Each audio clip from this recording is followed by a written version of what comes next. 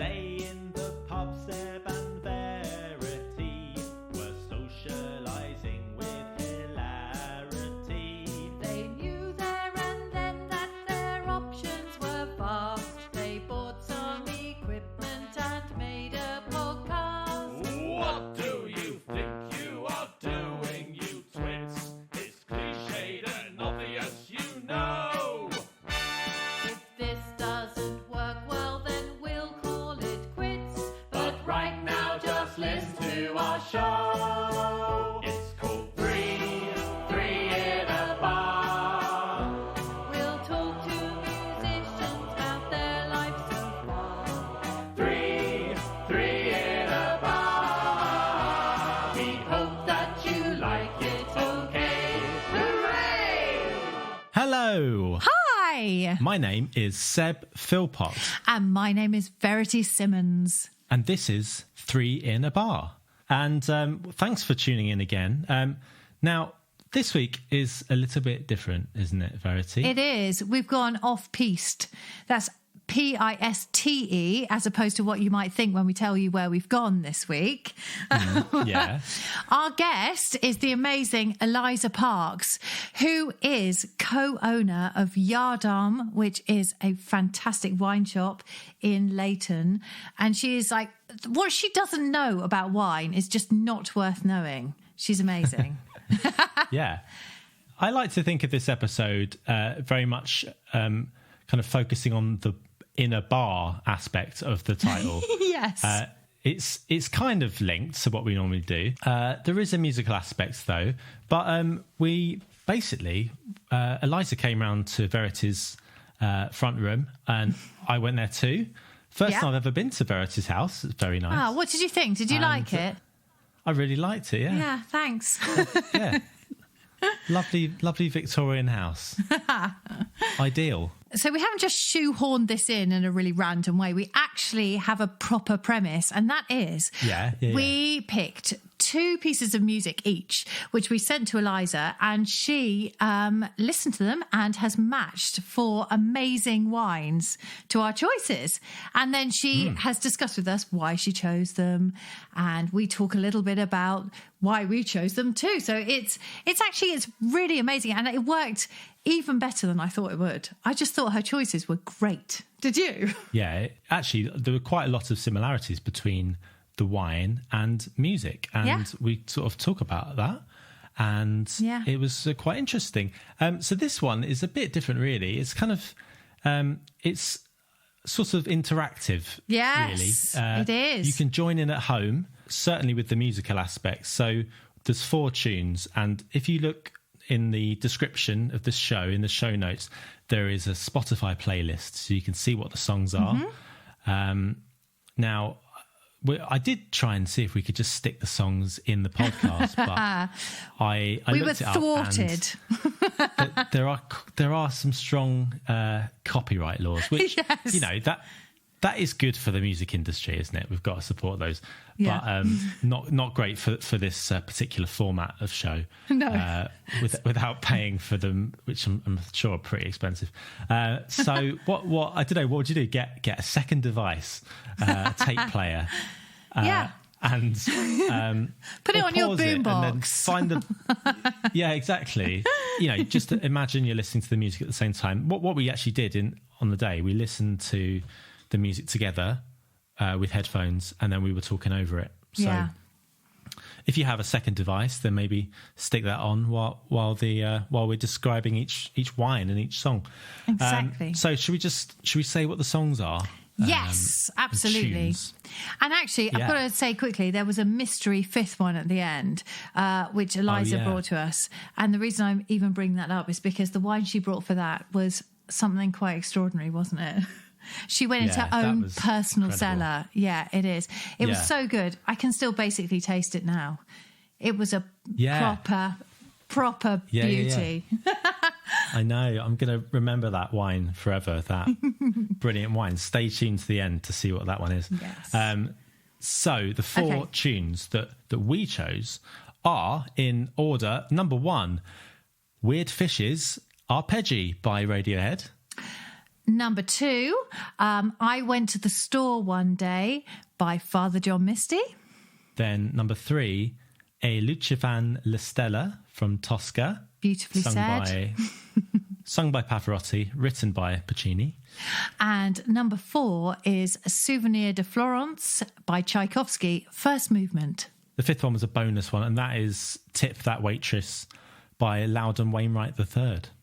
Oh, the 3rd, is it? Oh, yeah, the 3rd. very good. I thought this was so fun. This episode, I know it's a bit different to usual, but it was so fun. And she speaks so eloquently and so interestingly about wine. I mean, it's the whole reason I got into it in the first place. I just think when you say, we're matching wine to music, it might just sound like it's an opportunity for us to drink during the podcast. But no, there's so many more layers to it than that. She's very, very interesting. I promise. So grab yourself a glass of wine, get the Spotify playlist ready, and listen to our wine tasting special with Eliza Parkes.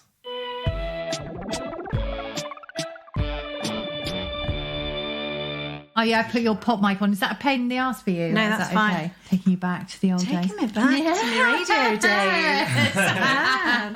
I love it. Did you do adverts and things like that? No, I used to do radio drama. Oh, did you? Yes, I did stuff for Radio 3, Radio 4.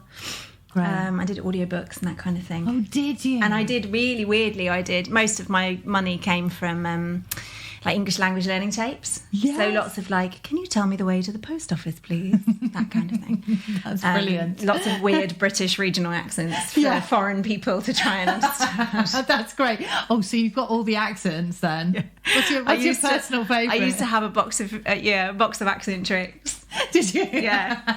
Native Cornish would come out every now and again. I bet it blooming did. Does that not just come out occasionally anyway? All my scripts were marked with like all of the A, my flat A's. It's sort of like I sound RP until I just fall off with my real and every now and again I just go really proper Cornish. Oh, I love that. I love that. Hey Eliza, thank you so much for doing this. You're so welcome. It's really exciting. I'm excited as I spent ages trying to work out this ruse.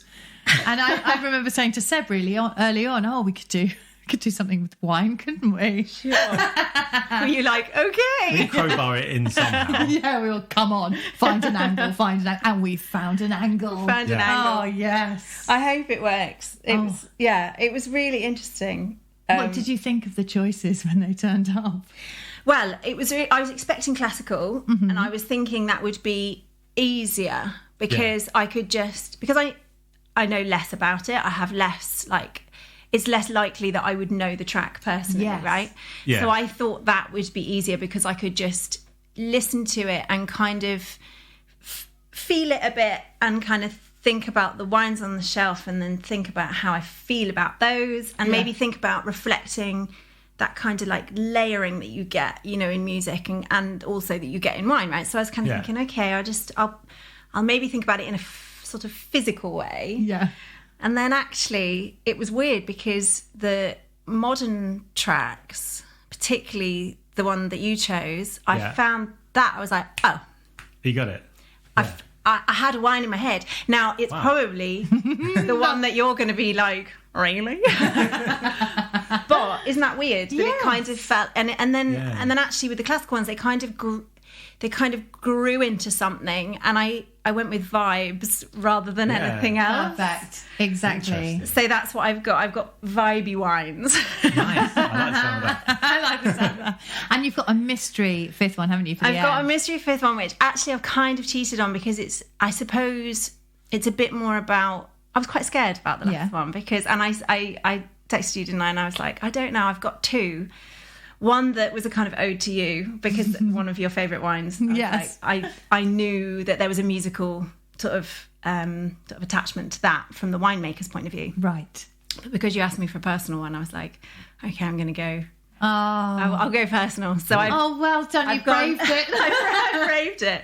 And I will, hopefully it's a big treat, that one. It's my gift. Oh, you lovely person. So, how exciting. It's also for Wine Club later. We can retaste it one. Great. Hey, so please don't tell them that I know anything about it, and then I'm going to come out with some choice words. Don't tell them. They clearly don't listen to this, so it's fine.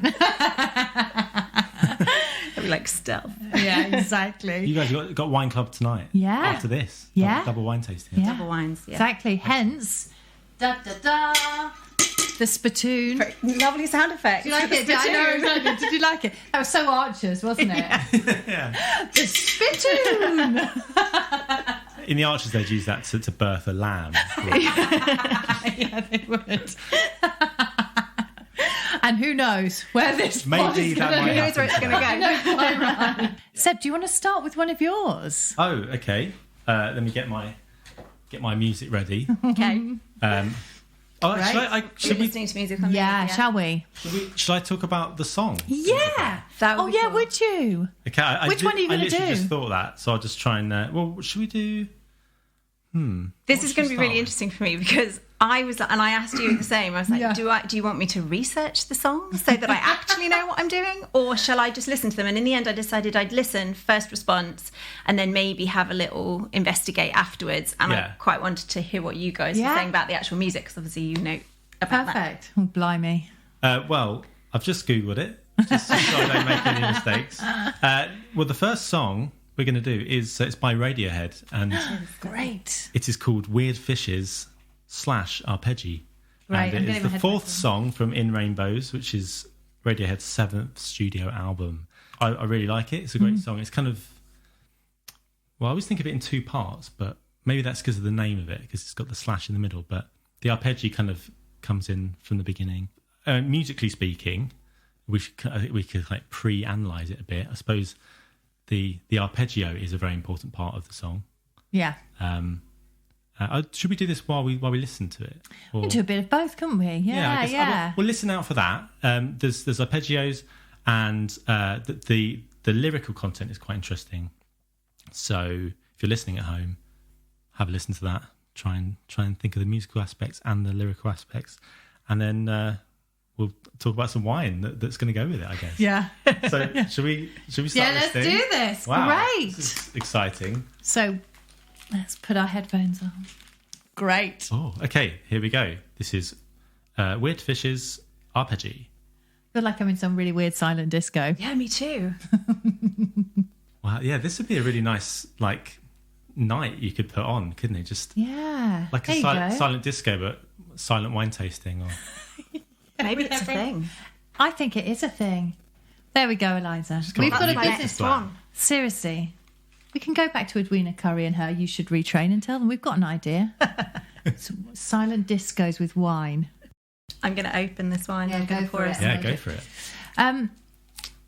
Seb, when did you first hear this song? How did you come across it?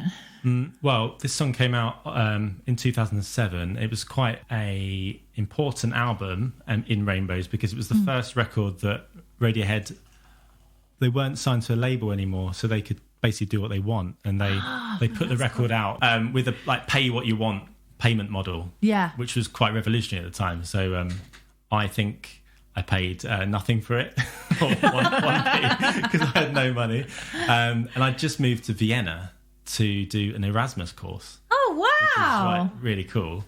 But I remember the morning that it came out, I was living in basically a travel tavern in Vienna. Yeah, didn't really have anywhere to stay properly, so that sort of puts me back into that memory. So send of you that straight time. back there. Yeah, I just walk around Vienna on my own looking for flats, listening to this album. Oh. It's quite sad. It's quite tragic. I feel like I'm really there with you listening to this now. But the album has the more and more I've listened to it and the years and seeing them live, it's really grown on me so much. I love this album so much. So and this tune is great.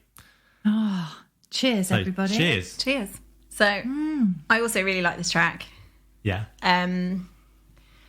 Also listen to a lot of Radiohead, but not one that I know that takes me back as it took you back. Yeah. So actually that was quite useful, because as soon as it came on, kind of just almost the way that we did in the room, we kind of went, Yeah. Yeah. There's something so lovely about the feeling of this track. I think it's Yeah. got such a, it does something kind of physical to me. I kind of love Yeah. that, had to be bubbles for me. There's Right. gentle Yeah. bubbles, because it's got that kind of, Yeah. It feels like a very light. it's like a rolling kind Yeah. of a thing. I wanted to choose bubbles, but I didn't want anything that was too formal or too like straight, you know, because when I think of Radiohead and when you play this track, it feels like it's more left field than that. It's more interesting than it's not predictable. It's not predictable. Yeah, exactly. And so this wine is similarly made by Maverick. It's what you call a pet nat. So actually, during first fermentation, when you're making, you could either go for if fermentation finishes, you end up with a still dry wine. If your byproduct of fermentation is CO2, and if you trap it, you end up with fizz. If you do that through the first fermentation, you end up with what's called a pet nat. So it gives you fizz, but really gentle. So there's something really lovely and bubbly, but kind of not too sort of frothy. You know, it doesn't go as far as like a Prosecco or like a champagne or those kind of things. It's much more gentle. Yeah. And the aromatics I just love in this because it's quite mad and quite peachy and kind of like... Quite a lot of our beer drinkers really like this wine. It kind of has a bit of a like pale ale-y kind of vibe to it in terms of like really interesting smell. Aromatics. It's much more like tropical, kind of peachy, sort of soft and rounded. Yeah, to me. It really is. It's not, and like you're saying, it's a fizz, but it's not when you would hold a fizz to your nose. It's not the sort of nutty, creamy sort of things that you might get off a champagne or a Prosecco or a Cava or something. It's amazing, isn't it? It's super different. It's really aromatic. There's no sense of that like bready brioche thing that you'd get on a champagne or the kind of a real like bright sort of pear apple-y fruit that you get on a Prosecco. It's much more soft and rounded and tropical and it's delicious. This was the one where I was like, it's that wine to me. And it was again it was a feeling and a vibe of the winemaker as well. He's a really lovely lefty kind of winemaker. He does his own Jim Jam. He just knows what he's doing. And this is the grape is Malvasia, which is quite an unusual grape to use for a fizz. There aren't that many. He's up in northern Italy. He makes a mad Lambrusco as well, so sparkling red. He's got quite, he's got his own little vibe going on up there. He uses natural yeast. It's all really low intervention. He's just doing his own thing. And actually, when you were saying about Radiohead, like pay what you can, that kind of thing, he'd be totally into that. He's that kind of dude. Yeah. I mean, there's such an individual band. They've never stood still. They've always gone and changed their sound completely, and you never really know what they're going to do. They're so creative. And, changed music really. Indie music. Yeah, that's great because that really complements that. It's perfect. This is very sort of modern kind of jazzy time. Yeah, and kind of the rule breakers as well, because you get the same thing in music as you do in wine. And actually what was weird was when I was thinking about this, I was like, actually I describe quite a lot like my training being like the equivalent to classical music training, and then you go into like whatever your actual vibe is, rap or like whatever.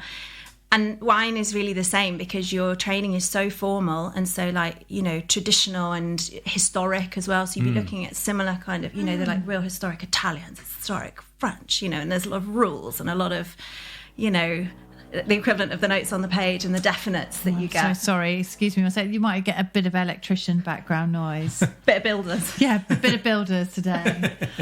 Oh. That's okay. Apologies. Just add to the... I'm hoping very much that this is brief. Tell us then where... So this is in northern Italy, and what's the name of the maker? Northern Italy, a guy called Donati Camillo. Yeah. Donati. And it's Malvasia. Frizzante. But more, pet nat rather than anything else. He's got actually the top of the bottle is really nice as well because it's just like a crown cap.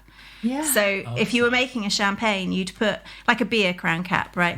So if you're making a champagne, after you'd made your still wine and you put it in your champagne bottle, and then you'd put your extra bit of yeast in to get your second fermentation going, you'd actually be storing it with a crown cap on it. And so it's a nice little thing because it's just like that is functionally what you'd be. That's what you'd be using for your if you were going further with your fizz. And I just like that he's just, that's a really nice he's nod just kept to it on there, because he's like, well, it is, we trapped it during first fermentation, so you leave the crown cap on, which I like it. Yeah. It's a really kind of jazzy looking bottle as well. It's, it's got a bit of a mad label, bit of a mad wine, but not too funky. Not, I think most people who I've given this to quite like it because it's got softness to it, it's got cleanness to it, and actually kind of with the music as well. It's not too challenging, but it's just got a lovely edge to it. I think that track, I really like it, so I love that choice. Yeah, great. Definitely. And actually for a pet nat as well, because usually what springs to mind, I imagine something quite cloudy. Yeah. And it's pretty clear, isn't it? Yeah. This one. It's not what you'd necessarily imagine. No. So really gentle winemaking, organic, biodynamic, natural yeasts, not much intervention at all. Low levels of sulfur. I think there's a tiny bit in there, but not much. Lowish alcohol, like 12.5, so not crazy. It's just it's a gentle rolling wine. Yeah. Which that's great. Delicious. Yeah, it's one of my favourites. Would there be certain foods that you would have with this? Possibly some fishes? Yeah, possibly some weird ones. Yeah, maybe. I think if you had something that was really that you'd thrown loads of herbs at, it would be really nice because it would pick up. Yeah. Because it's so aromatic and because it's quite generous, you could go quite mad with flavours. So if you had got like baked fish or something like that, but you'd got loads of herbs at it, that would be quite nice. And cheeses be nice as well. Bit of a cheese board on the go. This would be lovely because it's got that generosity and it will kind of pull out those sort of slightly herby flavours in cheese as well. Yeah, a nice goat's cheese maybe. Yeah, exactly. Yum. Yeah. That's great. Would this kind of thing work as a sort of what do you call it? Aperitif? Like instead of a champagne or prosecco? Yeah, definitely. Yeah. I mean, it's got way more whack to it. It's got way more punch. Yeah. It's more interesting, I think. Definitely. But yeah, for sure. Like it's one of those in the summer. It's a really nice one, but also in the winter when you want a fizz, but maybe you are having food with it. It's it's a bit because it's got more flavour to it, more oomph. It's nice. You can match it to a bit more. You can have it on more occasions, really, rather than just a. And with that lighter fizz as well, because it's not so in your face with the bubbles, then it's easier to drink. Maybe, I don't know. I find it champagne easy to drink all day as well. I like it. Eliza, you were talking a little bit just there about when you were studying. What was it that led you to wine? Was it always something in your mind? Well, it was a long road. I always it kind of goes with my choice for the wine. So I'll talk a bit about that when we open the wine. But always worked in restaurants, always, whatever else I was doing. And that's kind of how I started drinking more of it, more good stuff. And then, I started studying it. The more I had sort of responsibilities in restaurants, front of house, manager, bar manager, whatever it was. And then I was like, I probably should learn a bit. And I'm quite a learner. If I'm going to do something, I want to know what there is to know about it. And I started and I was like, oh, this is great. Yeah. I loved it. Meant I could drink wine, buy a pencil case, draw a map. You end up learning everything. It's not just about wine. It's definitely not about booze. And it's weird now because I sometimes I question being in the alcohol industry, but it doesn't feel like that to me because you learn so much more around the subject. Yeah. That it almost, sometimes I wish it was something else, Yeah. But the actual stories behind the wine and how they're made and why we import it and why certain countries do certain things and how grapes ended up places, all of that got me. And I loved it. And I quite liked the rigor of the formal sort of education of it. I quite like that, the discipline of blind tasting, the slightly academic side of it, learning about history and geography and gardening and all of those things. Yeah. And so once I was in. That's great. And you're saying so it's quite a classical kind of education. You have to learn so much history and kind of just all the different cultures and everything. And then after that, you can kind of play around with it once you know everything. I think, again, from the little I know really about music, but I remember doing the grades in music in school, right? Yeah. And I played the flute for a while. And I remember that feeling very formal, and reading music being a very particular discipline, quite different to everything else that I'd done. And it's kind of the same with wine, because you've got a certain set of descriptors, language, you've got a kind of scientific analysis that you're doing on every single tasting. You know, if you're tasting wine blind, so you know you don't know what you've got, they just pour you into glasses and you have to try and get to the answer. Yeah. There's, you know, people are sort of talk about poetry with wine. You know, there is poetry in it, but there's a lot more science in it, really. And particularly when you're first learning the basics, a lot of it is, you know, science in terms of winemaking, a lot of chemistry, you know, that kind of thing. The gardening is quite precise, pruning methods, all this kind of thing. It's really technical. Yeah. And then the same with breaking down taste, and the same with learning about the rules and regulations that go with wine in particular, with like EU wine, old world wine, so all the French appellations, all of this kind of stuff. There's a lot to kind of memorise and a lot of definites. And then what's lovely is when you're able, when you've got that down, then you can start playing around and you can be like, okay, cool, well, I see that rule, but actually I know a winemaker who breaks that rule, and I know why they're breaking that rule, and I know why that's cool. Yeah. And then that becomes a real joy. And I guess in the same way that you could choose to, like, I don't know, clash a chord, if that's a thing. You know, those kind of things. If you're playing around, you can... It makes it more interesting. That's where the fun happens, and that's where the kind of your personal sort of stamp can be put on it, I guess. Absolutely. Yeah. Have a confidence in knowing those rules so that you can break them again. Yeah, totally. Exactly that. Yeah. Yeah. Oh, hey, should we go on to the second choice? So, do you want to use the? You can use the spittoon. Yeah, I haven't used that yet. I've just been doing little tiny sips. I know, I'm impressed. I'm afraid I just loved it. I know, I'd love to, but I did drive. I know you're a wise soul. You are. Shall we do my? I'll do my first one as well, shall we? Which is the Father John Misty track, which is I went to the store one day. Oh, mate. I love this song. Should I just tell you a little bit about why I chose this track? Oh, please. Yeah. Okay, well, I'm a massive Father John Misty fan anyway, and I just absolutely love this track because it's like a really beautiful, simple love song, but it has gorgeous use of strings, and I love the way it starts with the guitar. It's just very simple. The words are very sweet. It's about him seeing his wife for the first time, and it's just very beautiful. I think it's really sweet, and we played it with him last year at the Queen Man Festival, and I just thought it was like a really special moment. And I think back to that time, I just feel really happy. I think it was such a lovely thing to be a part of. And I just remember him playing, and he plays so beautifully, and he's got such a delicate voice there, considering he's like such an extravagant showman. When he does these very intimate tracks, he really draws you in, and I just think this is totally beautiful. So I hope you do too. Should we take a listen? Right, here we go. And I thought it was really interesting. I had no idea what you were going to pick, that both of them have got this arpeggio thing at the beginning. Yeah. Very similar. Yeah. So let me hand over your wine. We've gone red this time. We've gone red. Lovely. I've recognised this bottle. Yeah. So I think a lot of people would recognise this bottle. And I had to listen to this song so many times.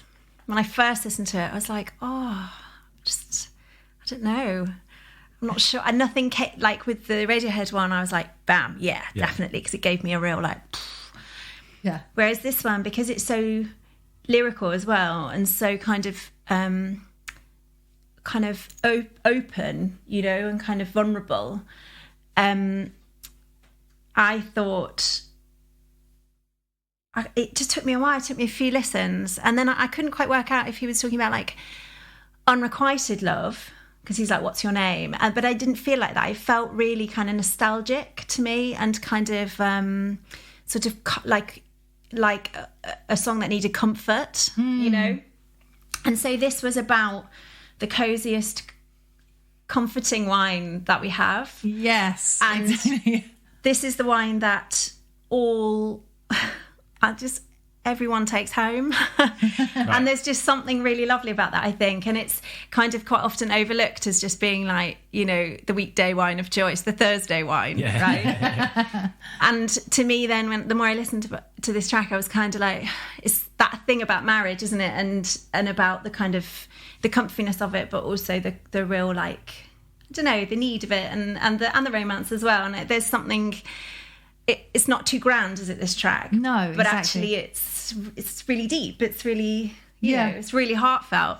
And there's something about this wine that I love that every couple takes it home on a Thursday, and it's like, it's underrated, and it's, you know, it's a £12 bottle. It's not the most romantic of gestures, but it's just so nice that that's the one that people choose. And weird that actually that's quite universal, that it's the one. It's the cozy wine, the comfy wine, the one that they want in front of the TV on a Thursday. It's so true. And that's not to do it down at all. I think that's a really beautiful thing. I love it because of that.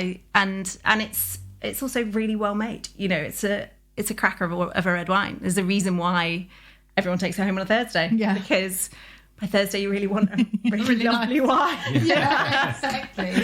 And also during these times we've sold loads of it as well. And I think that it's that real, like, kind of almost nourishing, like, it's what you think of when you think of red wine. Yes. That's what this red wine is to me. You know, it's like there's a bit of tannin, there's a bit of structure, there's, you know, it's not too sweet, it's dry, but there's ripeness to it, there's depth of flavour, there's a bit of red fruit, bit of black fruit. You know, there's kind of everything that you really want in a red wine, I think, without it being too much, too challenging, too light, too heavy. You know, it sits in the middle in a happy sort of fashion. Absolutely. Yeah.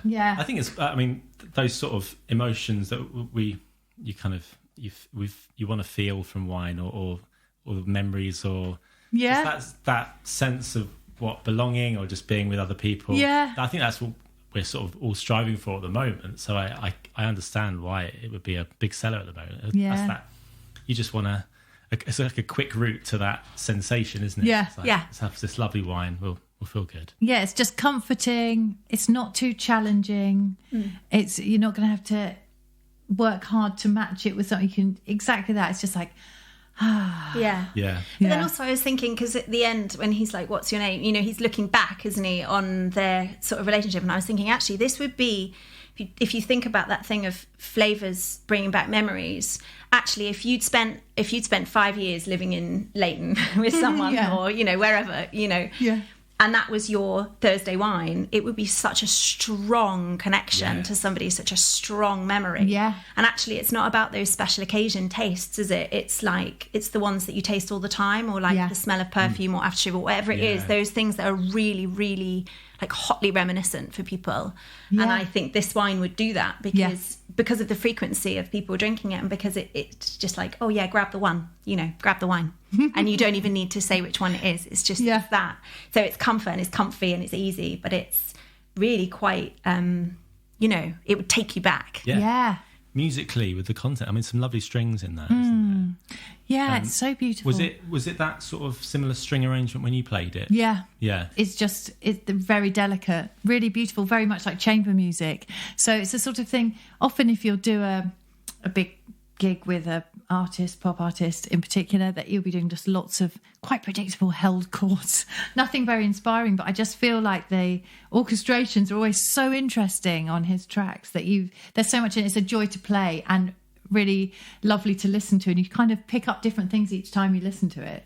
And I feel like that now from hearing it so much, that there's just like little details which are gorgeous. At the start you've got that guitar arpeggio, and then like almost like a mandolin or some sort of tremolo. What would you? Is it? Called it does sound like a mandolin, doesn't it? Maybe that kind of which I don't, that kind of thing is just so evocative. Yeah. I don't know. You just think of being sat in a square somewhere in Spain or somewhere. Yeah, exactly. This would be a nice drink to. Absolutely, drink there, for sure. Oh, I know. Well, I'm there now. That's lovely. Caught Seb using the spittoon at that precise moment. So it was a little uncouth. Am I doing it correctly? Yeah, that was. Well, I assume so. I don't think got to be honest. I'm not a specialist at the spittoon. The technique I used was just sort of open my mouth. Was that it? Don't people do like a spout? Don't they? It's something I will. Here, from this chair. I know I do need to pick up on that ability, because I know when we discuss level 3 WSET that this is not something that you have to, don't you? You literally could not. Yeah, you taste 85 wines over the course. You'd want to be spitting. Yeah, quite right. For sure. So I will be sharpening up on that. maybe we could talk about your interest in wine, Verity, Oh, yeah. and tell us like. Well, mine came. I do love wine and really lovely wines, but it definitely developed because of you, Eliza, and because of Yardarm. Because when Yardarm opened up in Leyton and we were going up, I just find like your enthusiasm and passion for all the wines that you sell and that you were talking about. It was just amazing. Like it made me so much more interested because for all the reasons that you were saying, like learning so much more about them and then just enjoying it more. It was like more of a event to have a bottle of wine than just buying a bottle of wine and just drinking it and not really thinking about it. But I love that. And I love learning about things like the geography when you can start picturing places and how it looks like where the vineyards are and the countries that they're in. And as it gets more intricate, that you're learning about the villages, and it's just the whole experience. It makes it a real event, I think. So it's the same for me. Because it's like you take this one bottle and it's a physical thing, but then you can just unpack it. You know, that feels lovely. It does. It really does. Yeah, there's so many aspects that have gone into making that specific bottle, like even to the design of the bottle and the label, but then all the processes that have gone into it. I mean, it's a big story for each bottle of wine. Yeah, each bottle in each year, because it takes a whole year to make a bottle of wine. You know, that's tough. That's a tough gig. Yeah, you know, it's a lot of tries. Yeah, and it takes a long time to get good. You know, and so if you only get one try a year, it's quite when you think about it like that, it's such a fragile process and so emotional for the people involved, because that's potentially their whole livelihood is on one harvest a year. One bad year and you're done. And really. you know, and that's tough. Like there've been lots of winemakers who've been talking. There's been lots of webinars and things because obviously people can't really meet. It's so global. There's been lots of online things with winemakers, you know, just sort of talking about challenges of this year in particular, you know, and I think the 2020 bottles, they're going to be quite... Right. You know. Wasn't it a particularly good year for like harvests? And it's been quite warm. UK, for the UK it will be great. But maybe they didn't have the actual means to actually do anything with it. Yeah, it's been tough. It depends where you are in the world. So Southern Hemisphere were picking in like March, April time, which was brutal because that was like everyone was pretty much in lockdown then. So all the Australian lot, they were all struggling a lot to even get people who could pick. You know, it's like people weren't being able to travel. So normally you'd have loads of people in your vineyard picking for you. And through harvest, that's when your vineyard floods with people, you know, because that's when you need the help. Whereas in the UK and in Europe, in the old world wineries, that was a bit easier because of the vines were just about at like bud burst, that kind of thing. So really in the vineyard there was a bit less to do, and so you could kind of keep ticking over. Supply chains were hard, especially from Italy for that first bit. You know, that was what when we first started noticing it. It was like, is everyone okay in Italy, and can we get the wines from Italy? And we kind of could. It showed you how strong the supply chains were. But again, everything was quite hard all the way through. I think even from the gardening side of it to the making to then the shipping, you know. And South Africa have had a terrible time because that was basically prohibition, right? Yeah. So they weren't allowed to drink, but they also weren't allowed to export. Wow. Oh, and so now I've just bought a few more South African wines in because for the smaller producers, that's been really tough, you know, and now they can get it out there again. It feels like globally we have a responsibility to kind of help them out a little bit. Yeah. And kind of go, all right, lads, it's okay, we've got you, you know. Yeah. We'll talk you up kind of thing. Yeah. And, you know, I remember there's some amazing wines, you know, obviously there are amazing wines in South Africa, but it's funny when you see one place really affected, you know. Yeah. Is there one, so if our listeners were going to go out and pick a South African, let's say red wine, would there be one at the moment that springs to mind as a real belter? I've got a real belter in the shop. Great. Do you want to sell it to us? It's just arrived and it's Pinot Noir, actually. South Africa is really blessed because it's got like altitude, it's got coastal influences, it's got heat, it's got, you know, it's like Chile, it's the other place in the world where they can kind of grow most things, right? They're quite blessed. If you go up high, you can grow the things that like cooler conditions. If you go down in the valleys, you can grow the things that need a bit more sun. So yeah, I've got a lovely Pinot Noir that I'm enjoying at the moment. It's rich and ripe for a Pinot, but it's really lovely. What was the name of that I didn't bring that today, actually. Let's go try that one later. yeah. Crystal and Peter Max Pinot Noir. Yeah, it's Fab. Yeah, it's good. Oh. Right. Hey, Seb. Yeah? Do you want to do your next track? Now, this track, I realised that I don't actually know the story of this one. It's from an opera. Do you want to make one up? I had to look it up because I felt really. Yeah, I was like, oh no. Eliza can tell us. No, I can't. Idiots. What is Well, this is from Tosca by Puccini, and it's from Act 3. And I'm going to say some Italian here. Oh, good-o. It starts with an E. It's just the letter E. Eh? E lucevan le stelle. Well, I got star in there, so that's good. Star, yes, Yeah? exactly. Lucevan. Not sure what that. Luce. Is that 2 words? One word. Oh. Lucevan. Should we put it into Google Translate? Is that what we're doing? Yeah, there is a translation, but I forgot what it is now. Okay. Let me find the translation just so I've got it up. It's the thing with our style of hard-hitting journalism, isn't it? We're always really hot on fact, I find. Research. We've got a recording here of E Lucevan la Stella, and it's Pavarotti singing it. Oh. And so it basically translates as "and the stars were shining." Lovely. And maybe I should just read out all the words. And the stars were shining, and the earth was scented. The gate of the garden creaked, and a footstep grazed the sand. Fragrant, she entered and fell into my arms. Oh, sweet kisses and languorous caresses, while feverishly I stripped the beautiful form of its veils.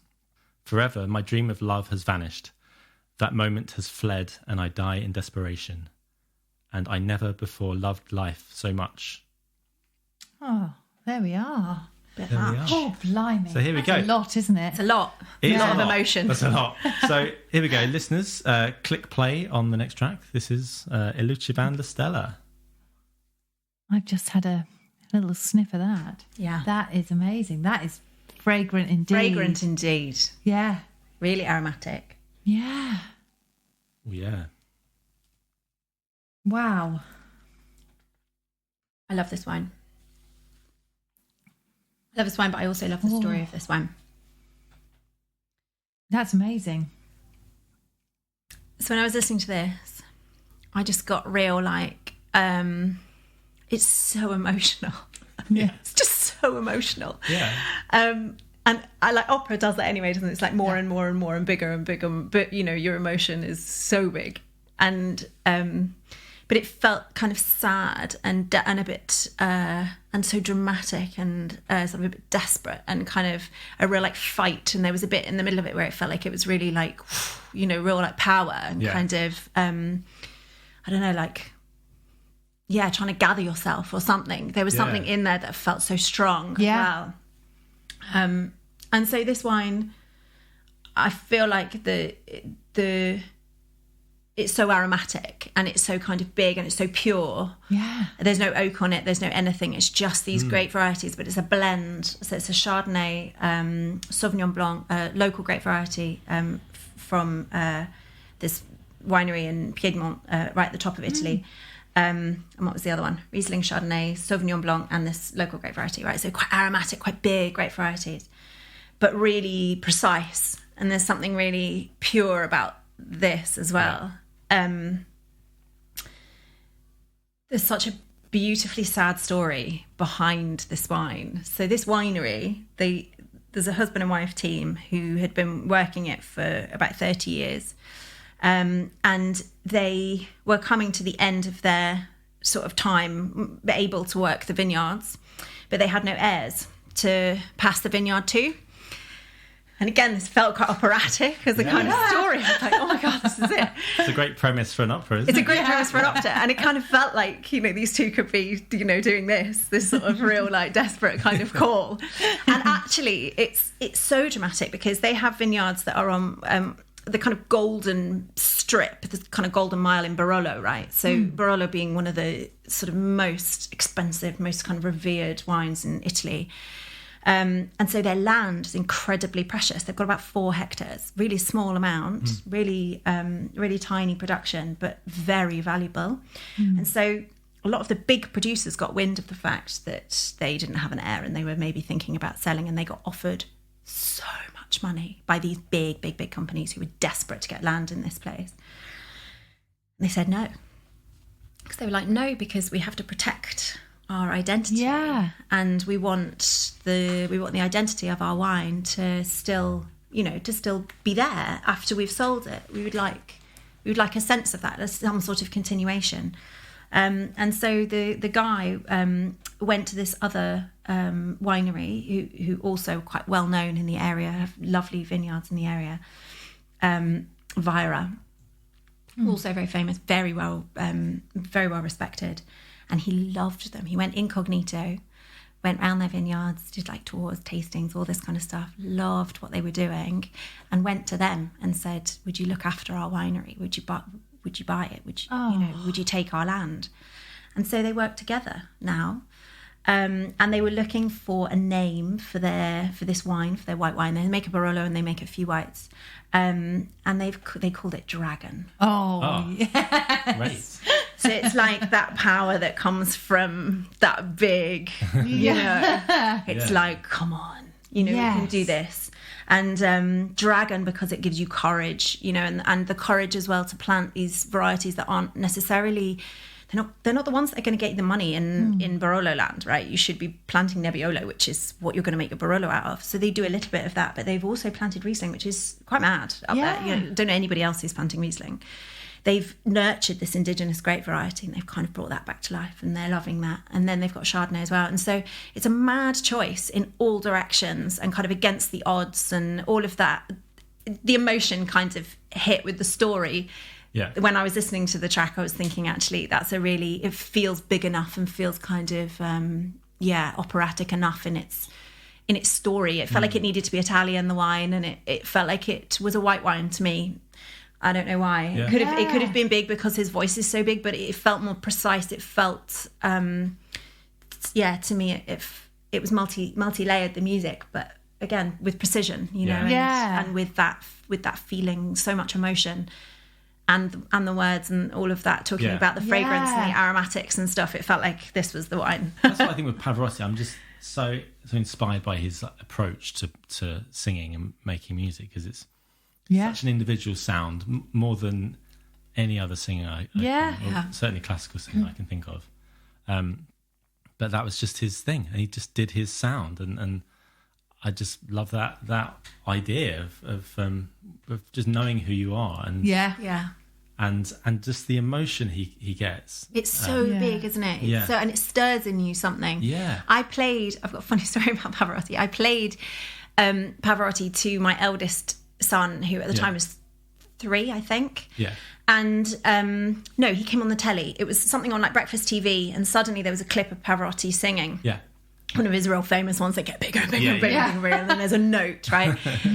And Finn, you could see he just, something happened to him in his 3-year-old way, and it kind of just stirred and stirred and stirred and stirred, and he ended up and he just went at the telly. He just was like, it just got bigger and bigger and bigger in him, and he just had to do it. And there's something so amazing about that, and so strong and so pure. And it's that, the boldness and the pureness of it. And actually I played the tracks to my 2 boys, and the classical ones were the ones that they were really expressive, and really like dancing around, 1 and 4, just going mental.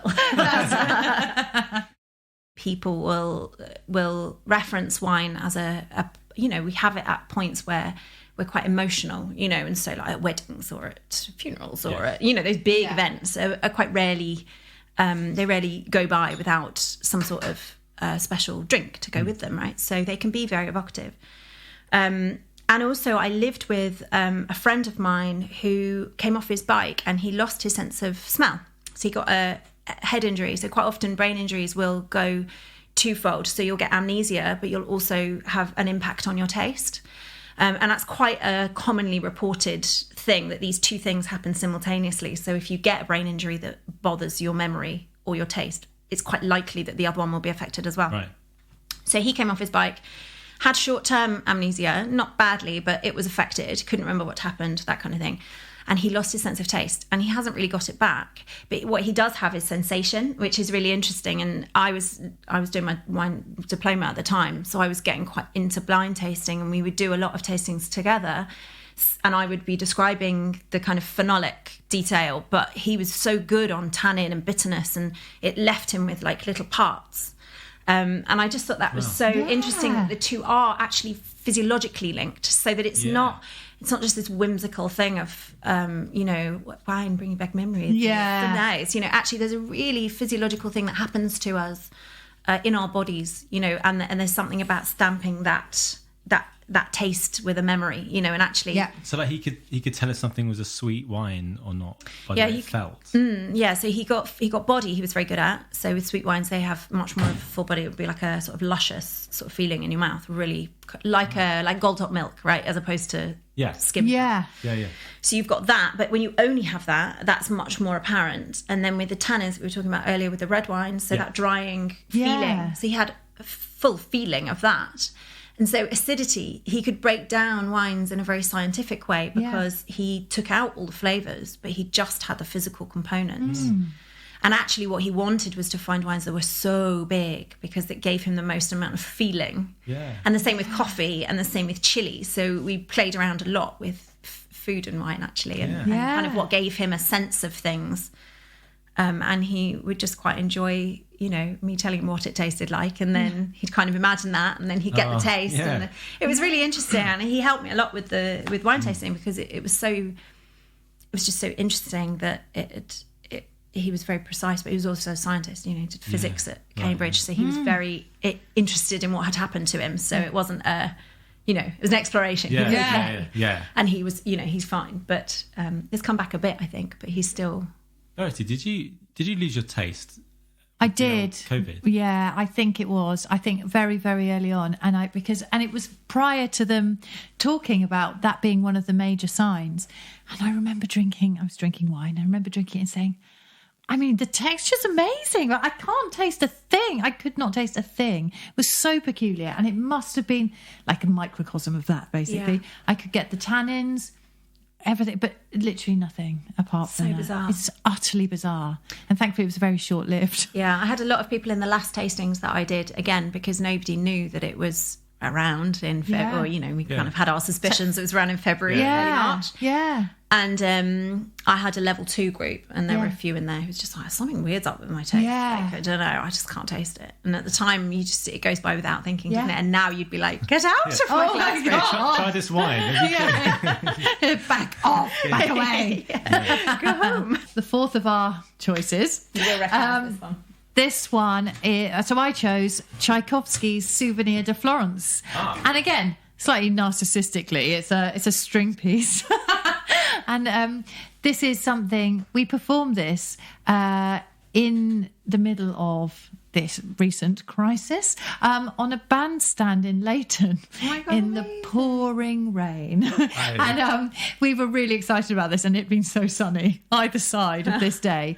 And do you know, it was just such a wonderful experience. We went to have 6 of us together rehearsing. It's a fantastic piece anyway. I've selected the first movement, which is just... it's like a rip-roaring ride. It's full on. But then it's really big, but it's got these intricate little lines, and there's a lot of detail in it.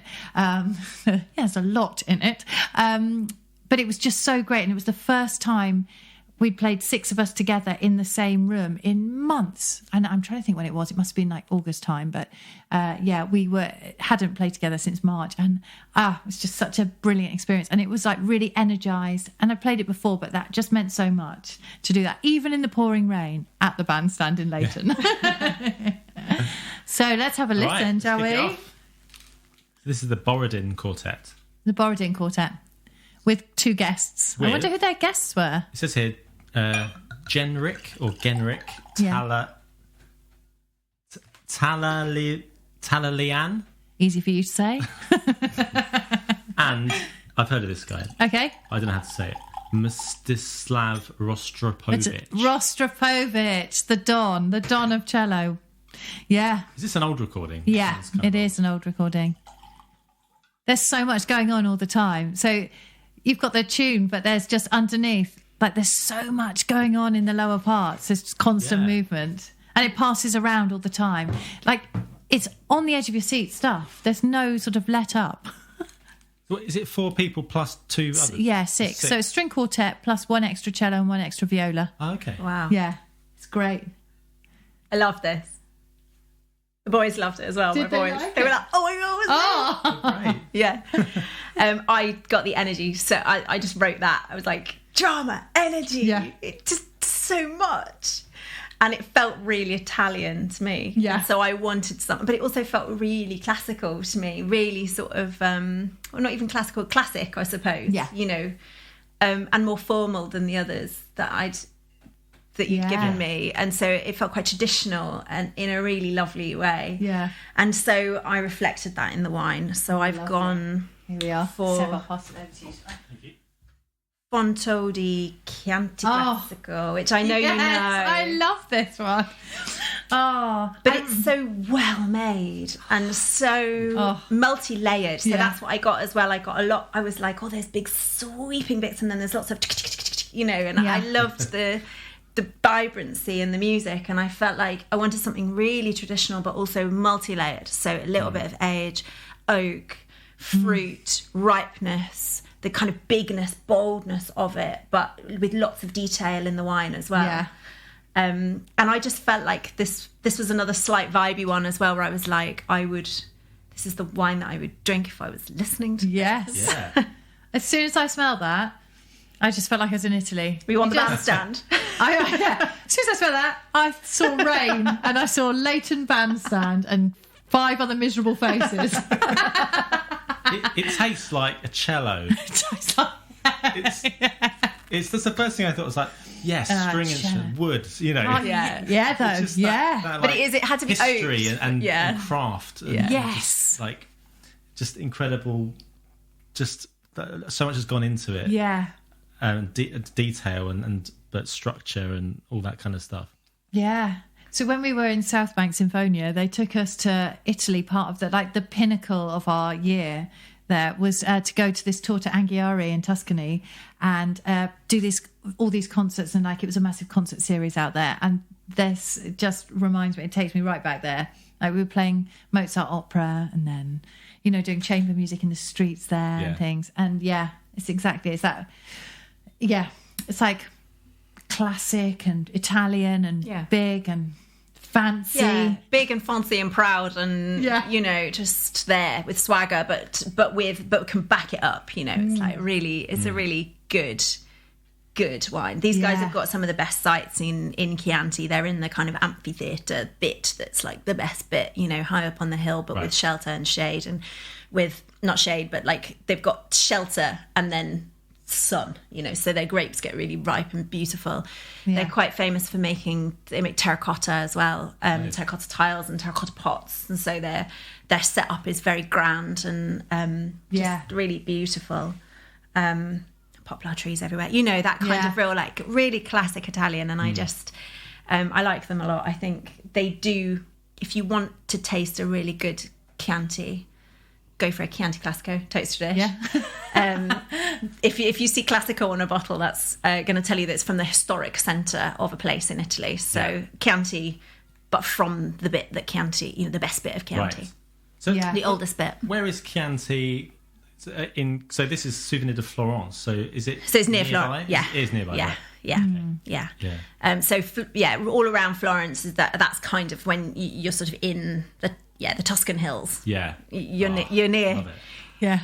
You're near Chianti there. What I'd do to be there now. I mean, it's lovely as it is seeing you both. But it does transport you, this wine, I think. It 100% does. Musically as well. He's writing in a very sort of Italian sort of style. Yeah. Isn't he? Yeah. Absolutely. It's not Russian-ness at all, is it? No.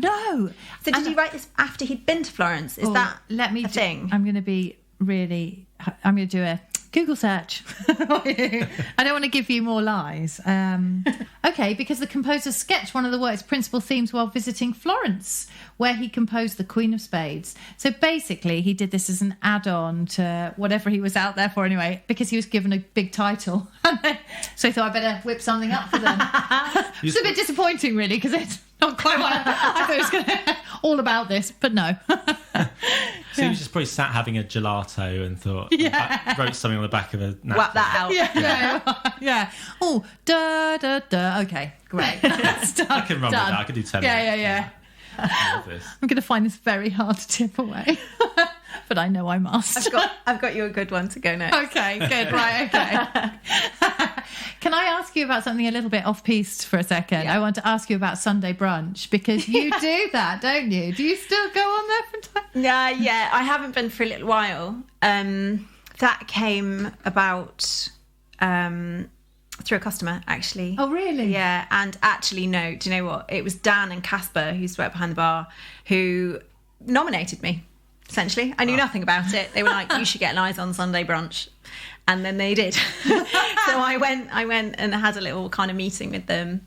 And it was just one of those sort of things. They were looking for a female wine person, I suppose. Yeah. And I just went and chatted. It was really nice because I got to talk about, I did one on English Wine Week, so I got to talk about my favourite English wine producers and give them a little big up. And it was a nice thing to do. It's quite a weird situation because it's less about the wine than I'm used to. So whenever I'm doing my own tastings, I just go on for hours, as you know.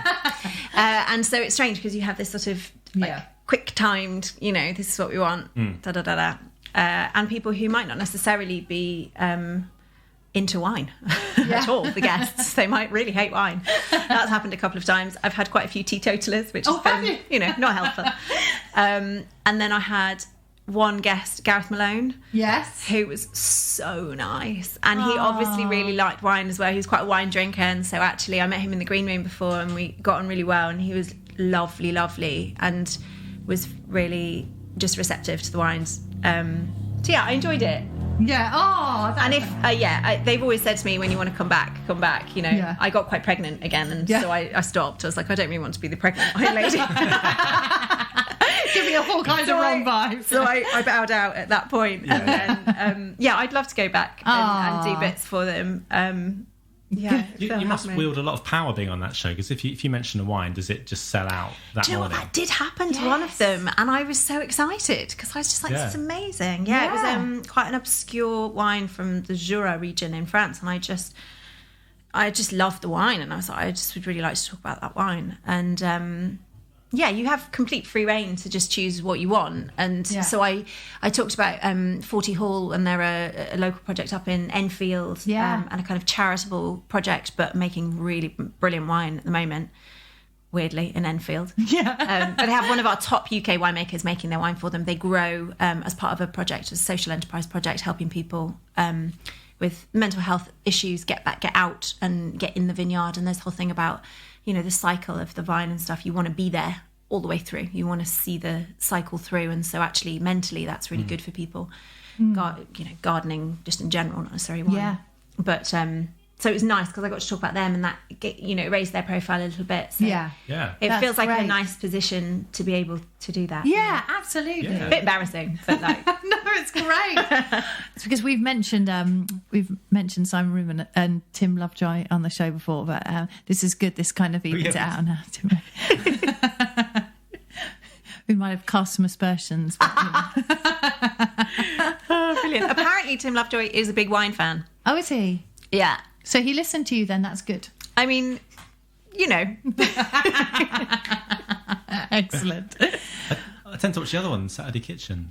Yes. Yeah, I'd like to get on there, but they only have posh men on there. So do they? Yeah, what's that guy's name? The Ollie. Somebody. Yeah, it's quite red trouser. Yeah, totally. Which I think they should rethink. Quite frankly. At the moment, they've just got someone on a big telly, sort of sat behind the table. Yeah, exactly. Is that the wine? Well, last week I think it was the wine person was on the telly. Oh, were they? I think they might have had a lady on there. Oh. Well, I don't know, maybe. I think they are upping their female thing, because I think it's been levelled at them that it's a bit red trouser and a bit male. You need to get Dan and Casper back on the case. Back with on the BBC. case, my agent. Yeah, totally. So, it's mystery wine number 5 time. Very exciting. Why don't you tell us a bit about it? Shall I tell you about the wine, or shall I tell you about the music? Maybe music first, then we can line it up. Okay. Well, I don't want to pour this away. I didn't want to. That was heartbreaking. Yeah. So this is a Loudon Wainwright track called Tip That Waitress. I remember my dad playing a lot of this on vinyl when I was growing up. So it's a sound that sort of is quite, it feels like a bit of me, I suppose. Yeah. Not necessarily personally music that I would listen to, but just that it's been there in my life and on vinyl. So it feels like it's quite a tangible thing for me. Yeah. I kind of love this track. It reminds me of being a waitress, because I was always a waitress. Whatever, ever else in my life I was always a waitress. And I loved it. Yeah. Just was never a reluctant waitress. I loved it. It's honestly, I reckon, one of the hardest jobs you'll do, because you're on your feet forever. You could do late nights, you can do early starts, you get no breaks, you get no thanks. Yeah. But it's that world is so complete, and it's informed really what I've left behind and what I do now. So I trained as an actor. I worked a lot in voiceover. That was my thing. I never really wanted to do the other side of it when I graduated. Never actually wanted to be an actor when I graduated. Reluctantly, weirdly, I got an agent, and then spent the most part of sort of 5-10 years sort of saying no to things because I didn't want to do them. My rule was always, if I like my other job more, I won't go to the audition and I won't take the job. I mean, it was entirely the wrong way around. Most people are like, please give me the audition. I was like, please, do I have to? I was quite a crap actor. But I did love voice and did that. But to support myself always, and actually even when I didn't quite need to, because the voiceover stuff was fine, I always was working in restaurants. Love them. Love chefs. They're so angry and so brilliant. And I love front of house, and I love customers, and you just see all the emotions and everything. So Tip That Waitress is kind of, it's the track that describes the late nights and the, and that kind of thing, I guess. And also it describes my journey into wine, because I would use my tips as a waitress to go for the poshest lunches I could afford. So I don't know whether everybody knows this, but me and my friend Sarah Jane, when we worked in this one place, the Michelin star restaurants in London in particular run cheap lunches at lunchtime, weekday lunchtimes, particularly like Monday, Tuesday. You can go for a set lunch, but in like a 2 or 3 Michelin star restaurant for like 30 quid. What? Right? Wow. It's a lesser known thing. So me and Sarah Jane got wise to this, and we were like, save our tips, right? So we would save our waitress tips, and we would go, and we went to everywhere. We went everywhere. And what we would do is get the set lunch, but we'd go mental on the wine. And so actually tips kind of paved the way for me trying some of the best wine that I've tried in some of the places that have kind of inspired me most. Yeah. And because it was always working in restaurants, that's where the love of wine came from. Yeah. Do you want to listen to it? I feel like I'm cheering at you. Shall I just play the live Play the live one. Actually, Yeah. I think there might only be I don't think he plays it very much. I think it's one of those weird, obscure ones that's like a... Right, okay. Well, should we go for it? I think he even says on the live one, I don't play this very much. Okay. Well, here we go. This is it. There we go. I've Tip That emptied out Waitress. rinsed them out for you. And it's kind of that time in the night when like everyone's gone, in the restaurant, and you've just got the clinging on sort of couple, or the one bloke in the corner or whatever. And I'd worked in quite a lot of different places. I worked in lovely neighbourhood places, but I was a somm for a little while in town, and I really hated that, actually, weirdly. I loved the wine, but I hated the kind of formalness of it. Yeah. And there's a slight overtones in this, I think, of the kind of, the men with the tipping kind of thing. And, you encountered that in that world as well, and that, and the really male thing that you have to fight as a female somm and a female in wine, getting way better now because there's loads of us. Yeah. And we're rocking it. But it, it always was that where you have to be like, no, actually, I do know my shit. Yeah. Actually, you can listen to me because I can tell you all you need to know about this bottle of whatever. Well, that was really interesting when you had the St John's wine tasting up at Yardarm, where they said they were really surprised by the number of women that had come to the tasting. Yeah. It was usually much more men than women, but testament to you and the fact that women are really getting into it now. It's much more. Yeah, it's good. A lot of the MWs, the Masters of Wine that are graduating now, they're women. We're good at it. Yeah. It's, and a lot of the winemakers, that used to be such a male-dominated profession, and now, I attended a webinar, one of the Master of Wine webinars the other day, and there was 5 female winemakers, and no questions asked. It was just like, this is a screen full of women who are just knowing what they're doing, and they're not there because they're women. They're there because they're really tip-top winemakers. That's it. Yeah. And that's cool. That's when you know that there's revolution happening, which is great. Yeah. But also, this is this is a wine that I don't sell. This is a wine from my cellar, if you like. I don't have a cellar. I have one under the stairs. However, I have had this wine for 10 years. Oh my God. This is partly for you. Oh. And partly for Wine Club later. Yeah. So this is a bottle of Bordeaux from 1995. Now, this is a gift because I always think if you've been given a gift, you gift it. You gift something, right? So when I was working in the restaurant where I met Dan, actually, my other half, another half of Yardarm, there was a guy, an older gentleman called Neville, who sounded like a really posh sort of English gentleman of Jamaican origin. He worked in computers in like the 80s and 90s, made his money and invested in fine wine. And so he would get slightly tipsy at the bar every night and talk to me about his fine wine. I didn't really know what he was talking about. And then he kind of was the person really that started me on wine, because I had literally no clue what he was talking about, like top 5 growths in Bordeaux and, all of these kind of like mad terms, really formal.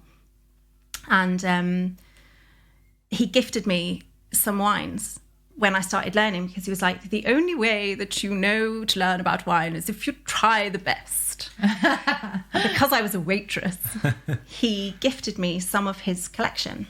Wow. That's great. Wow. And this is one of them. So this is cheers to Neville. Oh. And cheers to you, because actually you've been... you and your group, who now we do Wine Club at Yardarm, have been sort of the ones from the start who've been so excited, and it's been so nice to meet people who come to my wine tastings and who get really enthused by stuff. And so I thought, actually, the way to learn is to try. So I thought I'd crack open. Oh my goodness, thank you so much. Well, we're hugely thankful to you, and it is the wine group up at Yardarm, that group we're in. It's been such a pleasure as well, because we're all from completely different backgrounds. We probably never have met any other way, and it's really fun. It's a really lovely bunch of people, and we're all just really excited about all the wines that you show. And it's so lovely. And I think Neville saw that in me, and I think I see that in you guys, and it's just so nice. And there aren't that many opportunities to try these wines. This is Grand Cru Classé. So this is one of our like 1855 classification system wines. So in Bordeaux in 1855, they basically decided who was the best, and that's kind of stuck, right? Yeah. And so these guys are in Saint-Julien. Yeah. So this is going to be cab heavy. But we have, 1995, so there's a good bit of age on there. Yes, there is. You can see immediately from the colour, can't you? Yeah, you can. So it's really brown in the glass. And it's really, like, on the nose, it's so unrecognisable compared to those other wines that we've tried. And that's the thing about wine, right? And probably the thing about music is that you find your vibe, or you find the one that you go, I never realised, you know? And to me, when I tried Neville's wines, I was like, holy shit, I didn't think wine tasted like that, actually, you know? Yeah. And so that's the thing that tips you from, tasting your weekday wines, your Thursday wines, that you take home, and they're your comfort wines. It's never going to be a comfort wine. This is hard trucking. Right? This is chewy, and it's mad and big and old and dusty and kind of crazy. but it's where it goes, and it's the fact that it's been in that bottle since 1995. You know, It's crazy. That's incredible, That is isn't it? crazy, isn't it? I haven't drunk any. No, nor have I yet, because I feel like I owe it some.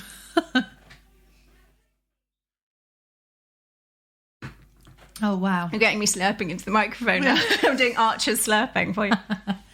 So it's still got quite a lot of acidity. It's still got quite a lot of structure and tension, but everything is quite ripe and quite baked. Yeah. But so different. It's like if the Chianti is kind of there in a medium sort of fashion, you know, that you can tell there's a tiny bit of age and there's a tiny bit of something going on. Yeah. That's as far as most people will go, is a few years age, and they'll be like, oh yeah, I can taste the age on that. Whereas with this one, it goes savoury and mad and leathery and tobacco-y and kind of like, it really changes. And it's not showing at its best, because you'd want, like, you know, a big old dinner to go with this. Yeah. Yeah, But- but then there's the raisiny kind Yeah. of that. Baked fruit. Yeah. Really strong baked fruit. All the fruit goes to that kind of baked raisiny kind of thing, and you start getting these like, really earthy, really leathery, cedary sort of undertones to it. There's no, like, some of those wines have like an edge where it suddenly changes, like, to bring in the tannin sort of taste or whatever. But this is just like, it's smooth. But it changes. You do change it, but it's more just changes more gradually or something. So it's, you don't have those hard. It just sort of smoothed out over the years. That's exactly what happens when wine ages, right? So it's the reason why if you get a really, sometimes people will go to restaurants and they'll pay loads of money for a really young Bordeaux from a really top producer. Yeah. But it's like, it's really hard work, because in order to get a wine that's going to age, you have to set it up, right? So you've got to have like really high tannin, really high acidity, loads of fruit. You know, it has to be big all round, because it does that over, you know, 20, whatever, however many years we are from 1999, quite a few. It goes, the edges get knocked off and it gets softer and kind of more gentle and more integrated, but also really quite intense, you know. Yeah. Oh, yeah. It's completely amazing, and the finish on it is incredible. It just lasts, doesn't it? And It goes, it's there. It just keeps. That's an absolute beauty, isn't it? Well, that is my. It probably sums up, not what I drink in any sense, and kind of weirdly not what I listen to, but sort of representative of, the journey into wine, and, a track that I know well from my childhood, but one that I later listened to and went, it's like that, and then, a good old Neville wine.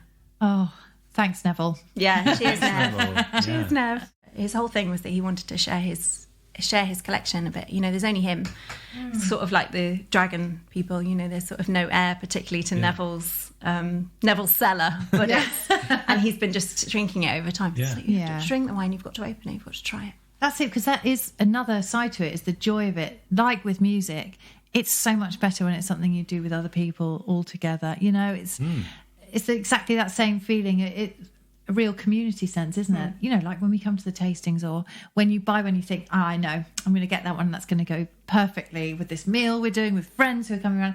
That's just the best time, isn't it? Yeah, completely. And it's similar, isn't it? It's like all coming together for a tasting, all coming together to listen to music. It's community, and it's the stories and the memories that you create while you're all together having a try of it, or having a listen, whatever. It's that, I think. And so what seems like a kind of like, can we shoehorn in some wine with our music podcast? It is kind of, but there's something that's quite easy about it, because it's about storytelling, and it's about, fundamentally it's that, isn't it? Yeah, Communication and storytelling. Absolutely. With that wine, so have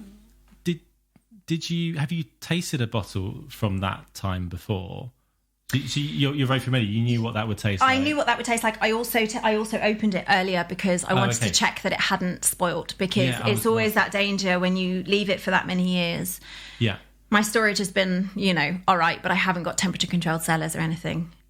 So I just put it somewhere cool and dark and hope for the best. Yeah. And I think that Neville did the same thing when he was storing it. I knew what the flavour profile would be with that many years age on this particular wine. So there's a lot of Cabernet Sauvignon in here, giving you that really dark kind of berried fruit. I think there's a little bit of Merlot softening it, and there could be a few other bits in there. But yeah, they're a really good maker, and Saint Julien is quite it's a well-known little like sub-appellation within Bordeaux. Right. It's so good. I know, it really is. I can't stop making these noises. It's going to be horrible for the listener. Oh, yeah, wonderful. I always think that it's quite interesting describing wine, when people aren't drinking it. But I quite often will say that at wine tastings, it's about like, imagine if you're trying to describe it to somebody who's never tasted wine, let alone the particular wine. Yeah. And that's kind of the point of the tasting notes and the language that goes around describing wine. It's that really. It's like, it's like, it tastes a bit like this. It's just about a description, really. Trying to get as close as you can to the description of what's in the glass. Yeah, absolutely. I was trying to compare it to like music and instruments, something like a really lovely old Steinway or something. Yeah. That's so well made or like maybe like a Stradivarius. Like a Stradivarius, I was just thinking that. Something like that, which gets better as it gets older. And you just have to touch it and it just has this beautiful sound and decay and all that kind of thing. Or playing in a lovely room as well. Yeah. With a lovely reverb and there's you can kind of draw comparisons with that. The way it lingers on the aftertaste is almost like a reverb, isn't it? And the way it changes, like you play a chord and certain frequencies bounce around the room, and you can definitely draw comparisons to that. I think you definitely can with that. You play a chord and that it's what lingers after it's stopped being played, but the sound carries on. That's exactly, it's such a good way of describing actually what happens. That when you talk about wine, you talk about the length of the wine, and people are like, what are you talking about? But it's after you've drank it, what happens then? And the same with the sound that you're talking about. What happens after the sound has been played, but it continues. The reverb. That's what you're left with. It's the echo kind of thing. The whatever it is. I mean, like a room like this is a lovely room, but it's not been acoustically treated, really. No. We're just in a normal Victorian lounge, and it's lovely. But if you played a note, it would sort of bounce off all the shiny surfaces and things. Whereas if you were in something like Wigmore Hall or Cadogan Hall or something like that, you play a note and it just, or like a cathedral or something. It just lingers, and then there's just so many beautiful surfaces that bounce around, and it sounds lovely. So I'd say this is like, it's like that. It's a bit like that, isn't it? Like that. This matters as well. Like talking about instruments and stuff, it's like how you keep things and how you store them, how old they are, all of those things. It's the same with wine. It's like how it's been stored by the winemaker, how it's been made, how it's been blended. All of those things add up to then this product that then has to sit around somewhere, for this time until you open it, and then you open it in what kind of situation? Is it with a dinner, or is it like here now? Are you concentrating on it, or do you just have barrel tons of cash and you just drink this kind of wine all the time? It depends who you are and what your experience is as to how you're going to approach the flavour as well. And I think that's quite a nice thing. Absolutely, so experiential.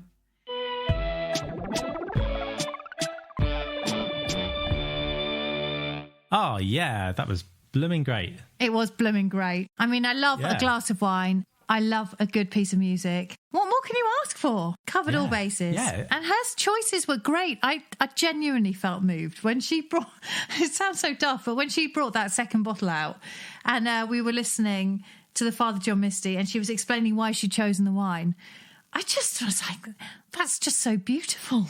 It's so lovely.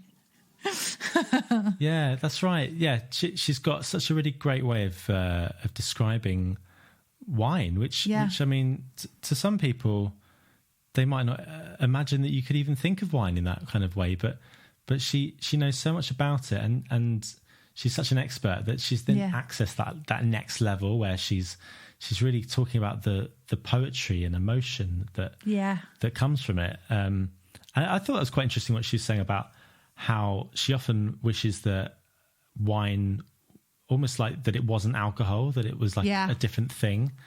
Because I mean, we've talked before about the sort of the negative sides of alcohol and everything. That did come to mind a few times during this. Like, this is like the opposite end of the spectrum, isn't it? But yeah. Yeah. But there is something, I don't know, everyone's got a different relationship with alcohol, but I do find that really interesting, like tasting something on the macro level, like where you're just having a very small sip of it, and you almost get way more from it by doing that. Absolutely. Than when you're just glugging it. I mean, and then I found, because I drove to your house, so I wasn't really drinking a lot of it, but I'd have a tiny bit, and then you'd get all this sort of information from your tongue and that, and then you have a slightly bigger sip, and you suddenly get completely different flavors because it's a different part of your tongue, and then you might have like a bigger gulp, and then that's a completely different thing as well. I find it really, really interesting. I know. And do you know what? Yeah. Later that evening, I know we've referred to it in the interview, I went, we had a wine club. It was great. It was really good. But having already done the earlier tasting, there was like a base level already there. So when I got there, I was very reserved, but also, I think that I managed to pull a few words out of the bag that may have impressed my fellow wine club attendees. They might have thought I knew a bit more than I actually did, because Eliza had already tipped us off on those things. Oh yeah. So thanks for that. Yeah, nice, lovely. Well, thanks so much, Eliza. That was really interesting, and I hope you enjoyed it listening at home, everyone, and that it kind of translated. Obviously, you didn't have the wine and you didn't have the music, but. But apart from that, perfect. Apart from that, yeah, I hope it kind of worked. Maybe we'll do it again sometime. Oh, with maybe more wine or something different. Yeah, and you can order all of those wines, apart from the last special one, from Yardarm. Oh, yeah. And I know that they're certainly planning on doing a delivery system. So even if you can't get it right now, if you can't get to Leyton, they can deliver it out to you, and it is worth it, I assure you. Yeah, we're not even sponsored by Yardarm. No, but we're not. I suppose you're kind of you sort of live life. by Yardarm. Your whole life, yeah, right, filters exactly. through Yardarm. Yeah, exactly. Maybe they will sponsor us now. Will you? Maybe. Yeah, great. That's a good idea. Yeah, what's been going on for you this week? Well, we had quite a good week, didn't we? Went to do the old Let Music Live. That was fun. It was amazing, wasn't it? If you haven't listened to it yet, then check out our bonus edition of this podcast, which came out early in the week, which was our roving reporter report of Let Music Live, which was the incredibly successful protest in Parliament Square on Tuesday. What date was that? The Tuesday. It was the 6th. Yeah. Of October, and it's had so much press, and it's really. I mean, we're recording this on Sunday, the 11th, and it hasn't been out of the papers at all. Even today, there were several articles in the Sunday papers, just sort of carrying on the conversation about getting it across that like musicians are just, and freelance workers are just not going to survive otherwise. No, and finally, because it feels like it's been months coming, they've sort of avoided talking about musicians, really. It feels like. So this is great. Yeah. I think Jessie did an amazing job getting this all together. And that was such an incredible day. Yeah. The atmosphere was amazing there, wasn't it? Yeah, it was really good. Yeah. Nice to see lots of people that you knew. All those people that do the same thing as you. And we're all in the same boat. We're all on the same level, really. But it's just kind of heartwarming to look out and see your people. Yeah. There's it really something is. About that. I feel like it, obviously I realise I miss it, but when we were all there together, it just hit me massively, especially when we stopped playing and everyone held for that 2-minute silence. It really struck me how much I've missed it, how much I've missed everybody. And it was just an incredibly moving event, wasn't it? Yeah. That was great. And so you've had some work this week, and you've actually done some gigs? Oh, yeah. It's been so exciting. This has been the closest to a real life week of the olden days that I've got since March. It's been so lovely. I've been out with the quartet 3 times this week, which has been magnificent. And I know it's short-lived. Next week we'll be back to normal, but it's been so joyous. In fact, this afternoon we were playing at a beautiful place called Micklefield Hall. It's very, very nice, yeah. So, yeah, I felt very buoyed by it all. It's been lovely. Yeah, that's good. That's all you need, isn't it? Just a little bit of something normal just to keep you going again. Exactly. Yeah. Yeah. Great. Well, thank you for listening, everybody. We'll be back next week. We've got another guest up our sleeves, haven't we? Yeah, we do. Yeah. And, can't say who it is yet, but... Do you know who it is? Do you want a clue? No clues. Nah, I'll find out when I turn up. Take care, everyone, and see you next week for another episode of 3 in a Bar. Bye. Bye.